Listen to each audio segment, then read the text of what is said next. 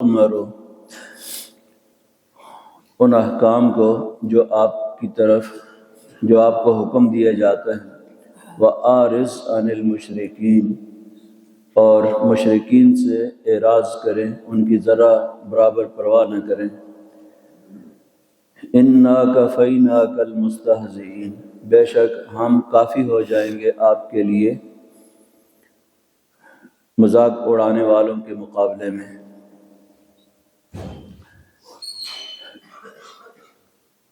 اس آیت کریمہ میں اللہ تبارک و تعالی نے نبی اکرم صلی اللہ علیہ وسلم کو کھلے عام دعوت اور تبلیغ کا حکم دیا۔ دعوت کے مختلف مراحل ہیں اور ان کے اندر تدریج ہے۔ ابتداً وحی کا آغاز اقرأ بسم ربک الذی خلق اس آیت سے ہوا۔ کچھ عرصہ وحی کا سلسلہ جو ہے وہ منقطع رہا، اس کے بعد دوبارہ وحی کا سلسلہ شروع ہوا، اور اپنے قریب ترین حلقہ جو تھا نبی اکرم صلی اللہ علیہ وسلم کا، ان کو دعوت دینے کا حکم ہوا۔ وَأَنذِرْ عَشِيرَتَكَ الْأَقْرَبِينَ، کہ آپ اپنے قریب ترین جو رشتہ دار ہیں، خاندان ہیں، انہیں ڈرائیں، اللہ کے عذاب سے خبردار کریں، کہ کفر اور شرک کے جو نتائج ہیں ان سے خبردار کریں اپنے قریب ترین رشتہ داروں کو۔ تو حضرت عبداللہ ابن عباس رضی اللہ عنہ کی روایت ہے، بخاری شریف میں بھی ہے، کہ نبی اکرم صلی اللہ علیہ وسلم نے صفا پر کھڑے ہو کر وا صباحا کے الفاظ فرمائے ہیں، اور اس وقت کا جو معروف طریقہ تھا لوگوں کو جمع کرنے کا، آپ نے اس کے مطابق لوگوں کو اکٹھا کیا، جمع کیا، اور یا معاشر قریش، یا بنی عبد المطلب، یہ الفاظ کہہ کر اے قریش کی جماعت، اے بنو عبد المطلب، اپنی جانوں کو اللہ کے عذاب سے بچا لو، میں تمہارے کچھ کام نہیں آؤں گا۔ یہ اپنے خاندان کو اکٹھا کر کے سب سے پہلے نبی اکرم صلی اللہ علیہ وسلم نے یہ الفاظ فرمائے اور ان کو اسلام کی طرف دعوت دی، لا الہ الا اللہ کی طرف دعوت دی ان کو، اور اس کے بعد حکم ہوا کہ اب آپ کھلے عام سب کو اسلام کی طرف دعوت دیں۔ تو یہ ایک تدریج ہے تاکہ جو دعوت کے اندر حکمت ہے اس کو بھی پیش نظر رکھا گیا کہ آہستہ آہستہ دعوت کا کام کیا جائے، تدریج کے ساتھ دعوت کا کام کیا جائے، اور جو لوگ اس کو کچلنے کی منصوبہ بندی کرتے ہیں، رد عمل کا اظہار کرتے ہیں، ان کی مخالفت جو ہے بتدریج اس کو بھی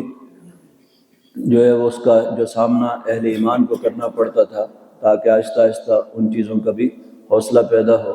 وَأَعْرِضْ عَنِ الْمُشْرِكِينَ، اب یہ کہا گیا کہ اب کھلے عام ڈنکے کی چوٹ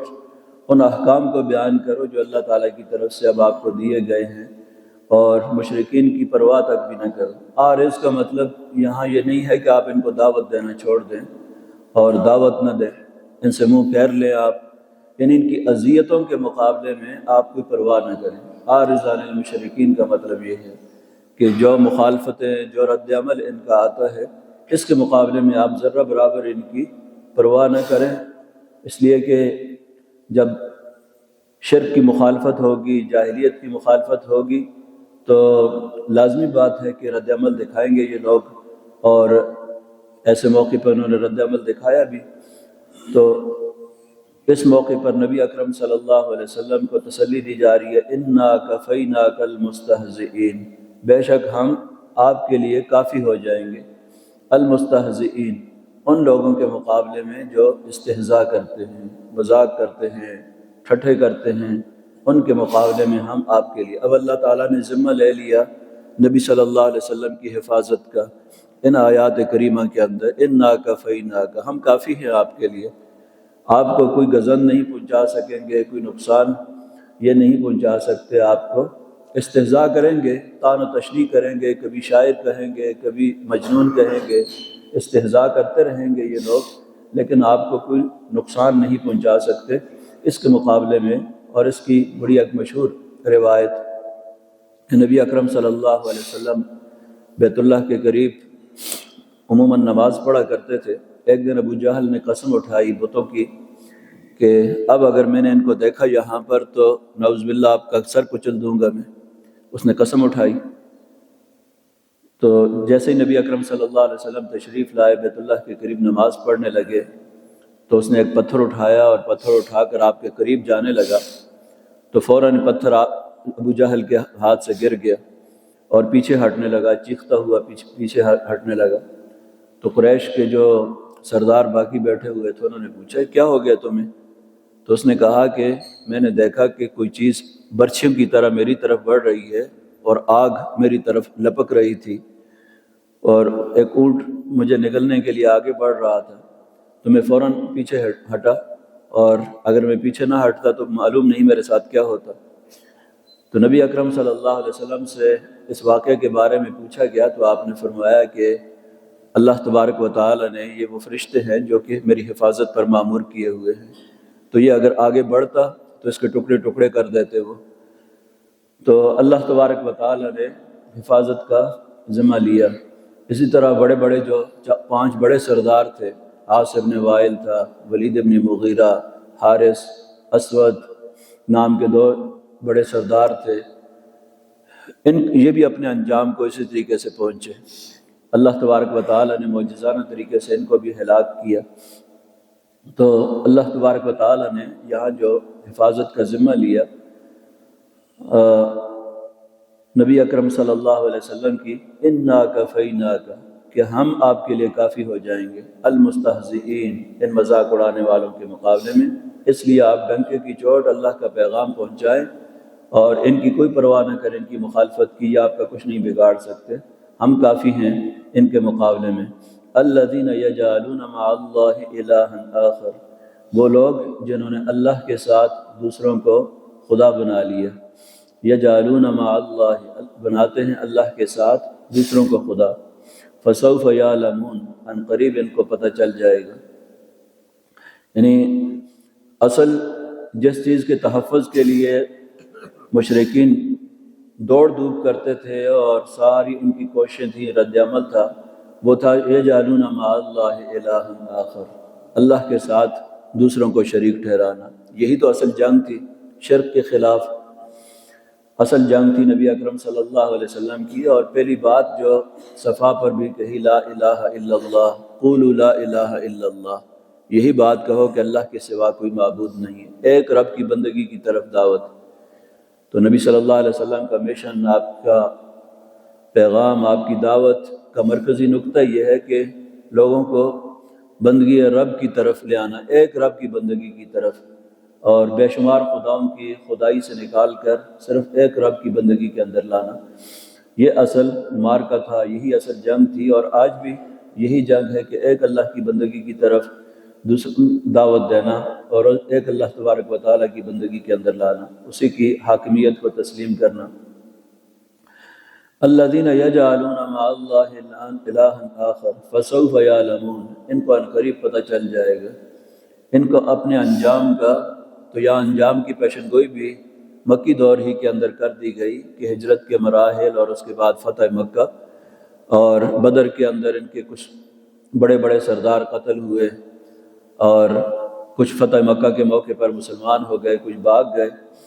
لیکن اپنے انجام کو پہنچ گئے سارے کے سارے۔ فسوف یعلمون، بالآخر اللہ تعالیٰ نے اسلام کو غلبہ دیا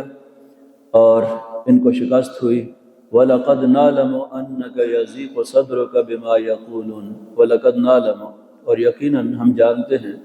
أَنَّكَ يَضِيقُ صَدْرُكَ، کہ آپ کا سینہ تنگ ہو رہا ہے، بما، ان باتوں سے، یقولون، جو کہ یہ کہتے ہیں، جو یہ طعن و تشنیع کرتے ہیں، کبھی آپ کو شاعر، کبھی دیوانہ، کبھی مجنون، کبھی جادوگر،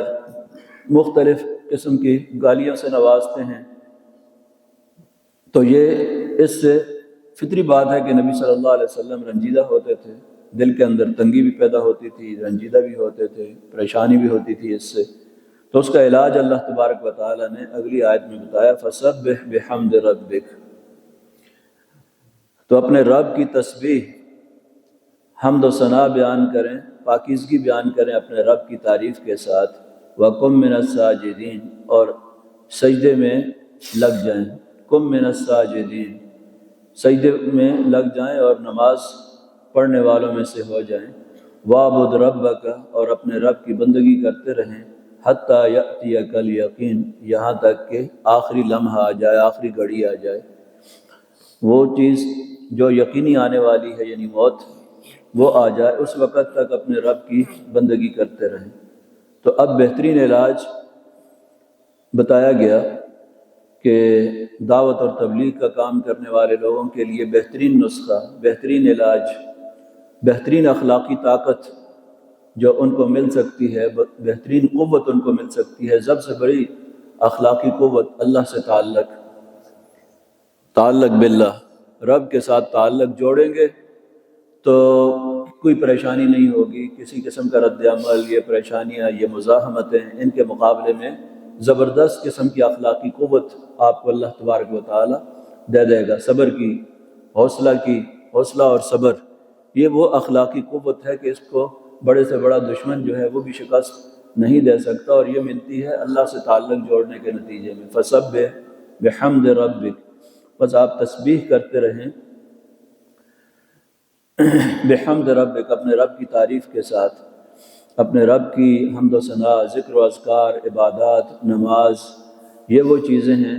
جو اللہ سے جوڑتی ہیں اور انسان کے اندر زبردست قسم کی اخلاقی طاقت جو ہے وہ پیدا کرتی ہیں۔